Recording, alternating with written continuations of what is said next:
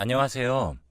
저는 이제 나이가 60살이 된 곧 할머니가 되는 사람입니다. 얼마 전에 딸이 임신을 했거든요. 오늘은 제가 재작년에 겪었던 일에 대해서 풀어볼게요. 아들, 딸 사위 말고는 아직 다른 사람들한테는 한 번도 말하지 못했던 이야기네요. 글재주가 없어 잘 쓸 수 있을지 모르겠지만 그래도 끝까지 들어주시면 감사하겠습니다. 제가 남편을 만난 건 지금으로부터 40년 전이에요. 그 당시 저는 조그마한 가죽 공장에서 일을 하고 있었어요. 자투리 가죽을 잘라서 판에 붙이면 나중에 기계에 넣어서 새 가죽으로 만드는 공장이었죠.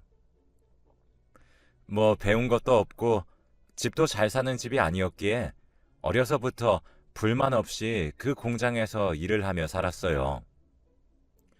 그날도 아무 생각 없이 일을 하고 있었는데 같이 일을 하던 오래 알고 지낸 아주머니 한 분이 제게 좋은 남자가 있다며 소개를 해주고 싶다고 하더라고요.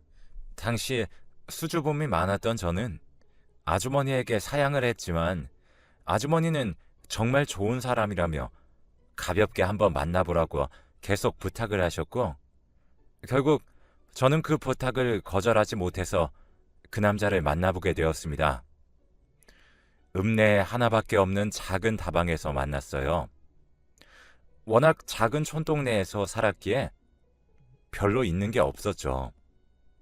하여간 그렇게 소개받은 남자는 저보다 더 수줍음이 많던 사람이더라고요.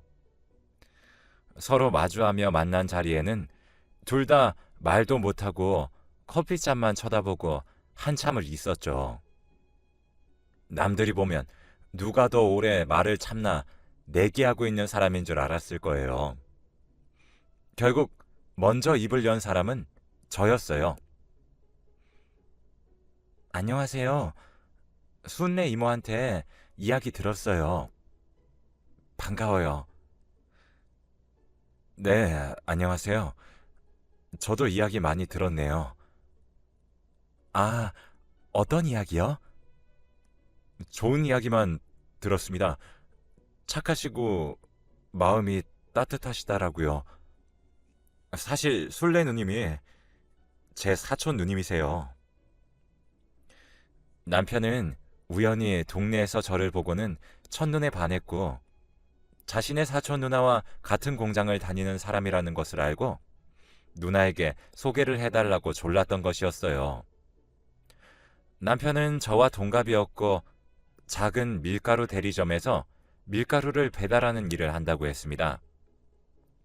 큰 돈을 받는 것은 아니었지만 알뜰하게 모아서 자신도 나중에 밀가루 대리점을 하는 게 꿈이라고 했어요. 그렇게 저희는 몇 번 더 만나게 되었고 낯설음이 좀 가시자 그 남자는 말도 잘하고 웃기기도 한 아주머니의 말대로 꽤 괜찮은 남자였죠. 저도 그 사람이 참 마음에 들었네요. 그래서 젊은 저희는 행복하게 사랑을 키우다가 결국 소개를 받은 지 1년 만에 결혼식을 올렸습니다. 남편은 결혼 후에 더 열심히 일을 하더라고요. 새벽에 일찍 일어나 신문을 돌리고 집에 와서 아침을 먹고 다시 밀가루 배달 일을 하러 나갔어요. 일이 끝나면 집에 와서 밤에 늘 저와 알콩달콩 부업을 하며 최선을 다해 살았어요. 남편에게 너무 무리를 하는 게 아니냐고 했지만 어서 자리를 잡아야 아이도 낳고 하지 않겠냐고 할 뿐이었죠. 그렇게 살다 보니 집안 살림도 여유가 생겼고 저는 아이도 갖게 되었어요. 연년생으로 두 아이를 낳았는데 첫째는 딸, 둘째는 아들이었습니다. 남편도 하는 일이 잘 풀려서 모아둔 돈으로 결국 밀가루 대리점을 열게 되었고요. 평소 성실했던 남편이기에 남편이 일하던 곳 사장님께서 남편이 대리점 여는 것을 많이 도와주셨어요. 남편은 대리점을 오픈하고 나서 벌이가 더 좋아졌어요. 다른 큰 회사를 다니는 직장인들보다 훨씬 벌이가 좋았죠. 그래도 저는 10원 한 장 허투루 쓰지 않고 정말 알뜰하게 썼어요. 남편이 얼마나 고생하며 벌어오는 돈인지 너무나 잘 알았거든요. 해가 뜨기 전에 대리점으로 출근을 하고 달이 뜨면 집으로 퇴근해 오는 사람이었어요. 그렇게 고생을 하며 살다가 저희 가족은 일기 신도시에 청약을 했고 태어나서 처음으로 저희 집을 갖게 되었습니다. 25평의 작은 아파트였는데 저는 그 집이 정말 너무나 좋았어요. 아이들까지 넷이 살기에는 조금 작았지만 그 당시 저에게는 그런 건 전혀 문제가 되지 않았죠.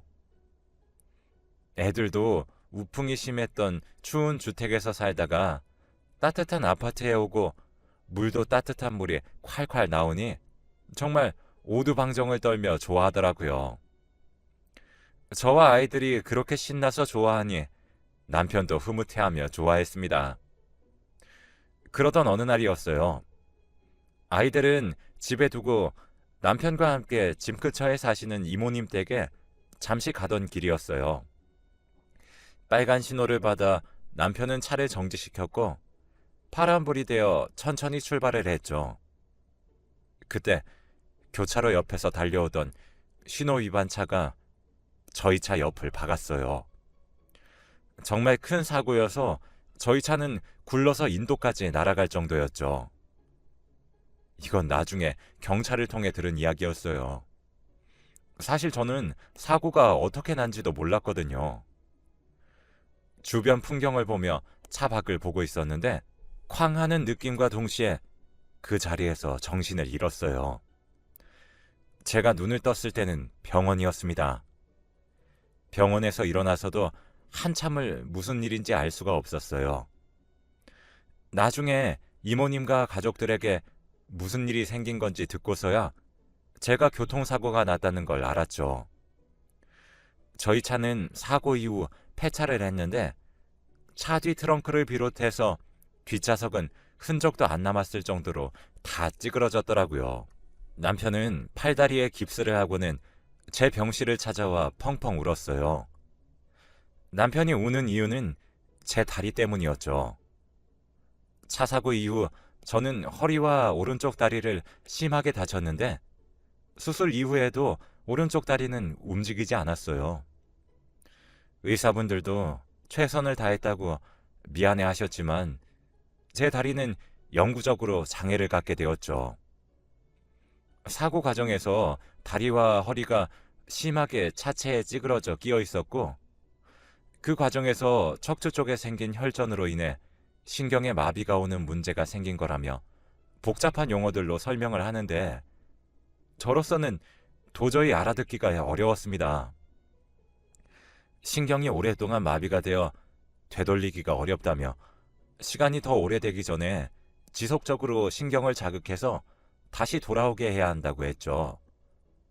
시간이 지날수록 신경이 살아나기는 더 힘들어진다면서요. 남편이 저 대신 의사와 이야기를 한참을 하고 있는데 제 다리를 부여잡고 펑펑 우는 남편을 보고는 제 다리는 살리기가 어렵겠다는 생각을 했어요. 그래도 다행이라는 생각이 먼저 들었습니다. 남편은 크게 다치진 않았고 그리고 무엇보다 하늘이 도왔던 점은 그날은 제가 아이들을 집에 두고 왔다는 것이었어요. 이상하게 그날은 아이들을 데리고 가기 싫어서 따라가겠다는 아이들을 집에 두고 남편과 얼른 다녀올 생각으로 집을 나선 것이었거든요. 아무튼 저는 그렇게 오른쪽 다리를 못 쓰게 되었습니다. 남편은 그날 이후로 운전을 못 하더라고요. 남편이 밀가루 대리점을 하기에 밀가루 배달 일도 해야 하는데 차에 앉아서 운전대에 손만 올리면 손을 심하게 바들바들 떨고 한겨울에도 땀을 비오듯 쏟아내며 운전을 못 하더라고요. 그래서 결국 남편은 그 이후 배달차 운전을 못하게 되었습니다. 제가 못하게 했어요. 저희는 밀가루 배달은 직원을 뽑아서 하게 했고 저희 부부는 남편 밀가루 대리점 바로 옆에 작은 칼국수 집을 차려서 남편 밀가루로 제가 소소하게 칼국수를 만들며 팔면서 돈을 벌어갔죠. 남편은 제 다리를 보며 매일 미안해하고 눈시울을 붉혔지만 그게 어찌 제 남편 잘못이겠어요. 제 운명이었나 보죠. 그렇게 세월은 흘러갔습니다. 병원에서 시키는 재활도 열심히 참여해보고 약도 먹어보고 한의원도 수시로 찾아가보고 했지만 제 다리는 전혀 미동도 없었어요. 어찌할 수가 없었죠.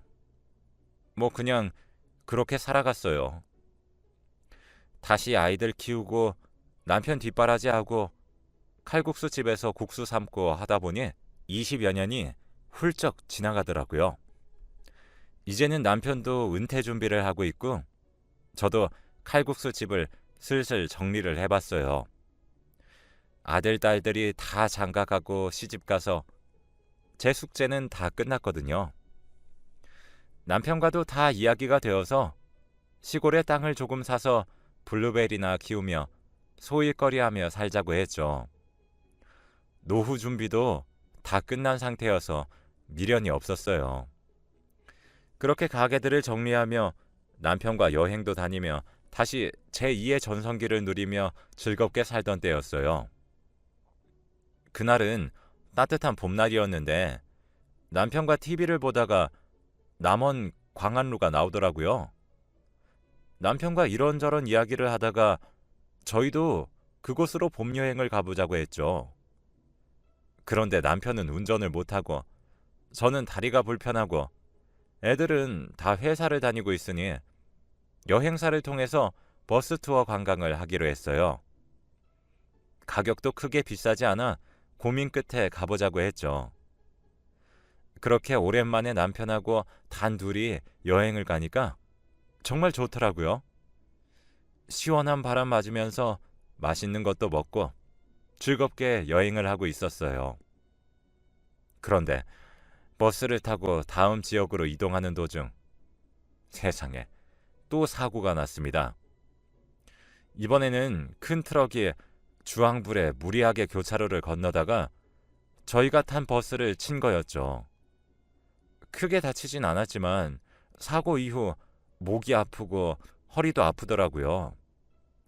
남편도 머리가 아프다고 해서 바로 병원으로 갔습니다. 병원에서는 크게 다친 곳은 없다고 했고 이런저런 검사를 하고 며칠간 지켜보자고 해서 저희는 몸도 놀라서 그런지 아프고 해서 여행이고 뭐고 접고선 집으로 올라왔네요. 오랜만에 간 여행이었는데 또다시 교통사고로 여행을 망치니 참 속상했습니다. 남편도 같은 마음이었나 봐요. 그리고 일찍 잠자리에 든 후 그 다음날 아침에 일어났는데 정말 말도 안 되는 신기한 일이 일어났습니다. 20년 동안 움직이지 못했던 제 다리가 조금씩 움직이더라고요. 남편도 저도 너무 놀랐죠. 아침에 일어나서 주방에서 밥을 올리고 앉아 있었는데 발가락에 깜짝깜짝 놀라서 부들부들 거리더라고요. 너무 신기하고 놀라 남편과 아침밥도 안 먹고 병원으로 달려갔어요. 병원에서 제 발가락을 이리저리 살펴본 의사는 다시 여러 가지 검사를 시켜보고는 정말 놀라는 표정으로 신경이 다시 살아난 것 같다고 했습니다. 이런 경우는 정말 극히 드물어 교과서에 나올 법한 일이라고 하며 신기해했어요. 그리고 다른 과 의사 선생님들도 와서는 제 상태를 호기심 어리게 살펴보더라고요. 그렇게 저는 한 달간 다시 재활 운동을 했고 이제 오른쪽 발은 정말 놀라울 정도로 빠르게 좋아졌습니다. 한 달이 지나니까 목발이 없어도 두 다리로 걸을 수 있을 정도였어요. 하지만 남들이 부축을 안 해주면 자꾸만 넘어졌습니다. 의사 선생님께서는 그건 신경의 문제라기보다 오른쪽 다리를 그동안 거의 사용하지 않았기에 근육의 문제라며 재활하는 동안 근력을 키우는 운동도 꾸준히 한다면 다시 스스로 걸을 수 있다고 하셨죠. 이러한 소식을 들은 제 아이들도 한 걸음에 달려와 신기해하며 축하해 주었습니다. 남편은 20년간 가슴속에 응어리진 마음이 풀리는 것 같다며 울음을 터뜨렸죠. 그렇게 다시 몇 달간 운동과 재활 치료를 받으며 기적적으로 저는 혼자서 다시 걸을 수 있게 되었습니다. 마음만 먹으면 가볍게 뛰는 것도 가능했죠. 저는 다시 제 다리가 돌아오니 20년간 하고 싶었지만 못했던 것들이 막 생각나더라고요. 남편이 제게 그동안 하고 싶었지만 못해본 것들을 다 이야기해달라고 했습니다. 저는 남편에게 수영을 하고 싶다고 했어요. 그러자 남편은 바로 그날 체육센터로 저를 데리고 가서는 수영 강습을 등록해 주었어요. 처음으로 제 두 다리로 물장구를 치며 수영을 배우는데 정말 시간 가는 줄도 모르고 물에서 나오지 않으며 수영을 배웠습니다. 수영 강사 선생님도 저를 보고는 체력이 너무 좋으셔서 저도 못 따라가겠는데요. 아시아의 물개세요. 라고 하며 칭찬을 할 정도였죠. 그렇게 수영을 배우고 나니 또 다른 것이 하고 싶었습니다. 옛날부터 TV를 보며 젊은 친구들이 하는 스노클링이나 스쿠버 다이빙 같은 것을 해보고 싶었어요. 제 말에 남편은 그런 건 해녀들이나 하는 거 아니냐고 했지만 저는 젊은 친구들처럼 놀아보고 싶다고 했죠. 제 말에 남편은 또 바로 애들을 통해 스쿠버 다이빙 등을 알아보더라고요. 그리고는 얼마 안 가 필리핀 여행 패키지를 계약했더라고요. 저는 필리핀을 왜 가냐고 물었는데 남편은 그곳에 가면 유리처럼 맑은 물속에서 알록달록한 물고기들을 보며 수영을 할 수 있다고 했어요. 저는 기대에 차서 며칠 후 필리핀으로 여행을 갔습니다. 여행 가이드는 저희 나이를 보고는 힘드실 텐데 괜찮겠냐고 물었지만 저는 걱정하지 말라고 했죠. 그리고 물안경을 끼고 스노클링이라는 것을 하면서 물속을 보며 수영을 하는데 제가 마치 다른 별에 와서 우주복을 입고 떠다니는 것처럼 황홀한 경험을 했습니다. 이런 모든 걸 저를 위해 준비해준 남편에게 너무나 고마웠죠. 그렇게 한국으로 돌아온 저는 자신감이 더욱 붙어 남편과 함께 전국의 이산저산을 돌아다니며 등산을 했습니다. 정말 20년간 못 쓴 다리를 그 잠깐 사이에 다 쓴다는 생각으로 잠시도 쉬지 않고 다람쥐처럼 돌아다녔던 것 같아요. 그런 저를 남편은 한마디의 싫은 소리도 하지 않고 묵묵히 다 함께 같이 해주었죠. 그리고 저는 마침내 일반인 하프 마라톤 대회에 참여를 하여 감격스럽게도 완주까지 해냈습니다. 정말 폭풍같이 지나간 기적 같은 나날들이었어요. 그리고 어느 날 거실 소파에 앉아 있었어요. 따뜻한 햇살이 들어오는 좋은 날이었죠. 갑자기 애들 생각이 났어요. 그래서 전화를 들어 첫째 딸한테 전화를 했죠. 전화를 안 받더라고요. 그래서 아들한테 전화를 했는데 아들도 전화를 안 받았어요. 이상한 기분이 들었는데 방금까지 같이 있었던 남편도 집에 없더라고요. 놀란 마음에 급히 일어나 이 방 저 방 문을 열어보았는데 작은 방에 첫째 딸이랑 아들이 앉아서 나무 블럭을 가지고 놀고 있었어요. 제 아이들이었는데 12살 때의 모습으로 돌아가 있었죠. 저는 그 아이들 옆에 앉아 머리를 쓰다듬어주고 있었습니다. 그때 남편이 저와 아이들이 있는 방으로 들어오며 저에게 말하더라고요. 다 준비했어. 빨리 가자. 이모님 기다리시겠다. 그래, 가자. 저희는 그렇게 대화를 하며 집을 나와 엘리베이터를 탔어요. 1층을 누르고는 계속 이야기를 했죠. 근데 나 방금 아니야. 왜? 무슨 일인데? 아니, 잘 모르겠는데 그냥 꿈을 꾼 것 같아서. 무슨 꿈? 그냥 내가 당신이랑 오래오래 함께 사는 꿈. 아이들도 다 커서 시집 장가 가고 나도 당신이랑 여행 다니면서 노후를 보낸 것 같은데 거참 좋은 꿈 꾸셨구만. 막 내가 수영도 하고 필리핀에 가서 바닷속 물고기랑 같이 수영도 했던 것 같아. 아, 마라톤도 해서 완주했다. 와, 대단한데? 진짜 그렇게 될 수 있을 거야. 근데 왜 이상하게 엄청 슬픈 꿈인 것 같은 기분이야. 어라, 지금도 눈물이 나네. 그 말을 했을 때 엘리베이터가 1층에 멈췄어요. 그런데 남편은 제가 엘리베이터에서 못 내리게 하고는 자신만 내리더라고요.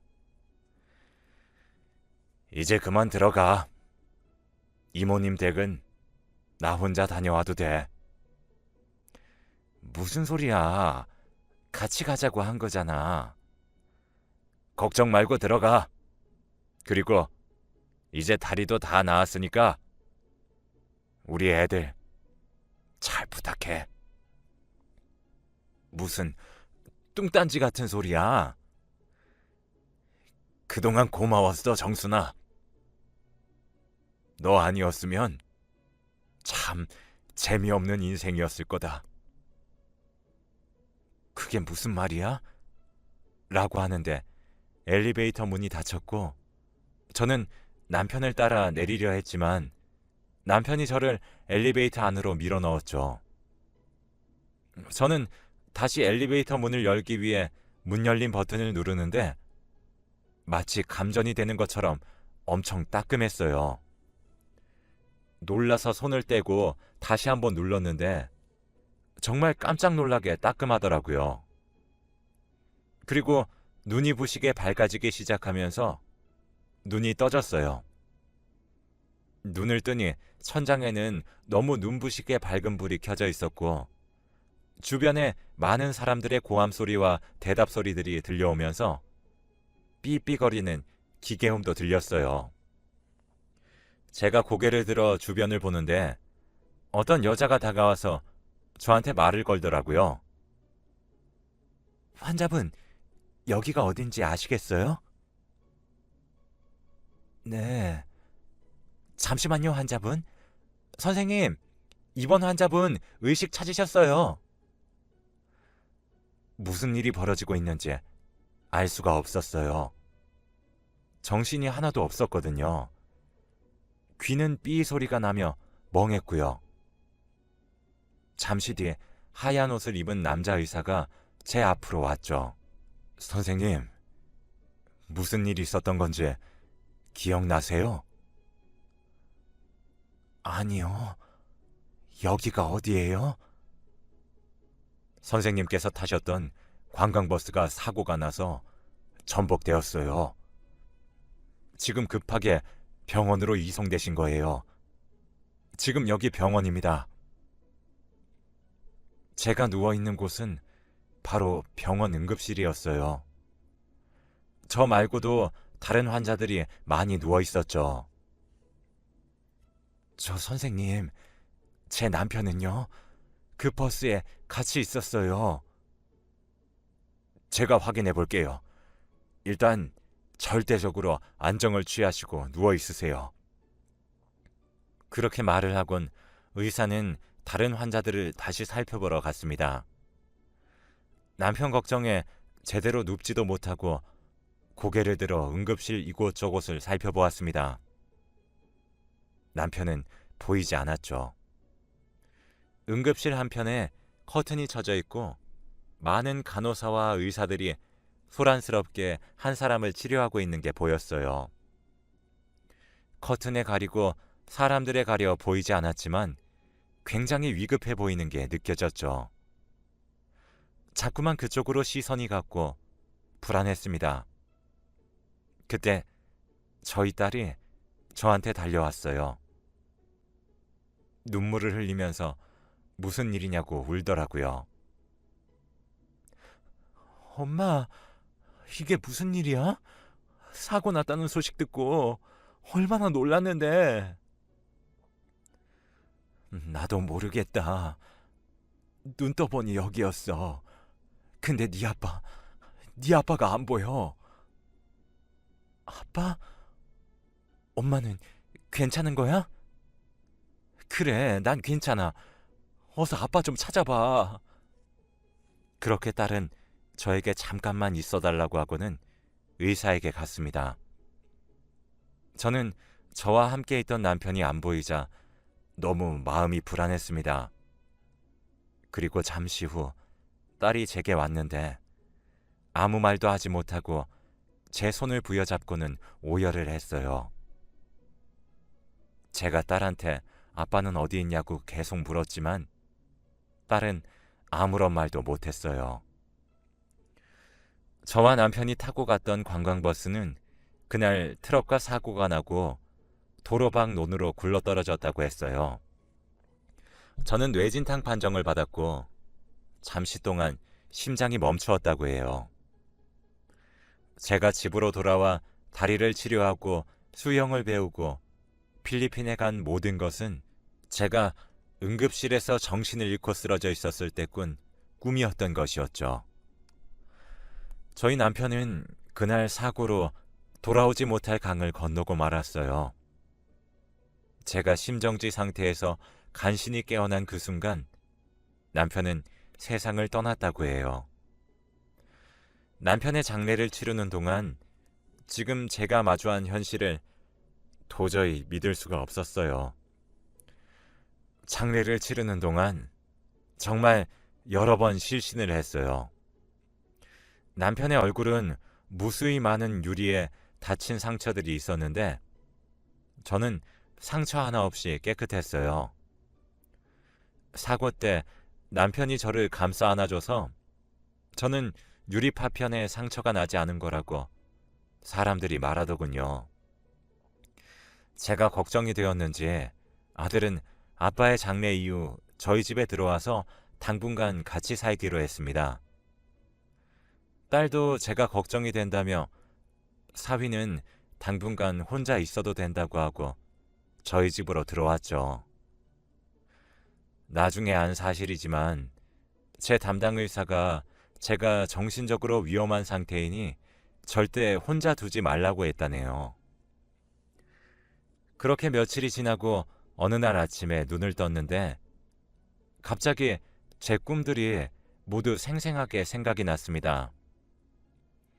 저는 자리에서 일어나지 못하고 현실같이 생생했던 꿈의 기억에 오열을 하며 통곡을 했어요.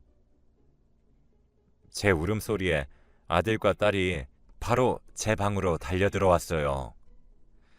무슨 일이냐는 자식들의 물음에 저는 한참을 울다가 이내 진정하고 제 꿈 이야기를 해주었습니다. 제가 수영을 배웠었고 남편과 산에도 가고 마라톤도 하며 다리까지 다 나은 이야기를 해주었죠. 아들은 제 이야기를 듣고는 의학적으로 잠시 심정지가 와서 뇌에 산소가 공급이 안 되면 그러한 생생한 꿈을 꾸기도 한다며 여러 가지 사례를 이야기해 주는데 정말 아들 말처럼 그렇다고 하기엔 너무 생생한 꿈이라 믿을 수가 없었죠.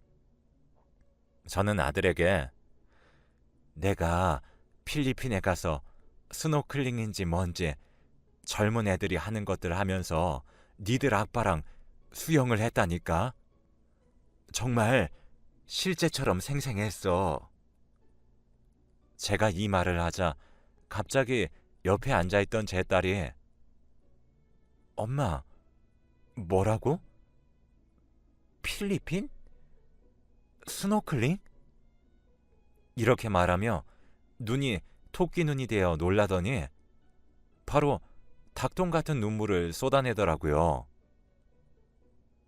딸의 갑작스러운 오열에 무슨 일이냐고 물었고 잠시 후 딸의 대답에 저와 아들도 같이 눈물을 흘렸습니다.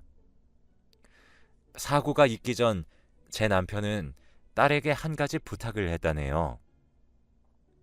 제 생일을 맞이해서 제게 특별한 선물을 해주고 싶었는데 처음으로 비행기를 타고 해외여행을 가게 해주고 싶다며 필리핀 여행을 알아봐 달라고 부탁을 했다네요. 그리고 필리핀 호텔과 항공도 모두 예약해두고 여행사와 상의하며 스노클링이라는 물놀이까지 모두 준비해두었다고 이야기했습니다.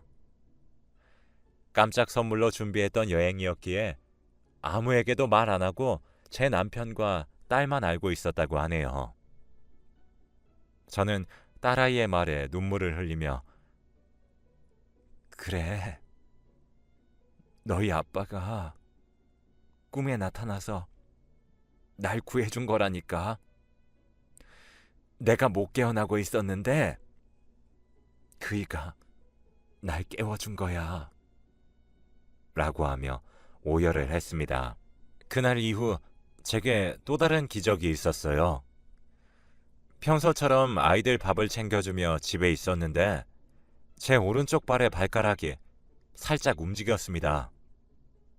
그 모습을 보고 아들, 딸도 눈이 동그래졌다가 울었죠. 엄마, 진짜 꿈처럼 되는 거 아니야? 저도 그 모습에 심장이 두근거리면서 놀랐습니다. 다음날 마침 교통사고 후유증으로 병원에 갈 일도 있었기에 의사 선생님에게 발가락이 움직인 이야기를 해주었는데 의사 선생님께서는 간혹 반사작용으로 그럴 수도 있다고만 했어요. 그래서 저는 제 발을 보여주며 제 의지대로 발가락을 조금씩 움직여 보았습니다. 아주 미세한 움직임이었지만 분명 제 의지대로 조금씩 움직일 수 있었죠. 그 모습에 의사 선생님도 잠시 말을 잇지 못하셨고 놀라워하시며 정말 기적적으로 신경이 살아나고 있는 것 같다고 했습니다. 아무래도 이전 교통사고에 영향을 받은 걸 수도 있지만 정확한 이유는 알 수가 없다고 했어요. 다만 정말 희귀한 사례로 기적이라고 말해도 될 일이라고 하셨어요. 저는 그날 이후 다시 재활을 받으며 신경 살리기에 집중을 했고 몇 달간의 노력 끝에 부축을 받는다면 어느 정도 걸을 수 있는 수준까지 되었습니다. 병원에 있는 사람들은 자신들이 병원에 있는 동안 이런 사례는 처음 본다며 놀라워했죠. 그럴 때마다 저는 제 남편이 하늘에서 도와주고 있다고 했어요. 아직 저는 완벽하게 걸을 수는 없지만 이제는 제법 천천히 잘 걷고 있습니다. 아직도 남편의 빈자리가 너무나 그립고 서글프지만 다시 마음을 다져보며 다시금 삶의 의욕을 불태우며 열심히 살기 위해 노력하고 있죠. 다리가 더 좋아진다면 꿈에서 남편과 함께 했던 것처럼 수영도 배우고 달리기도 해볼 참입니다. 지금의 제 삶은 남편이 제게 선물해준 두 번째 삶이니까요. 저에게 생긴 일들처럼 여러분들께도 기적 같은 일이 생기길 바라며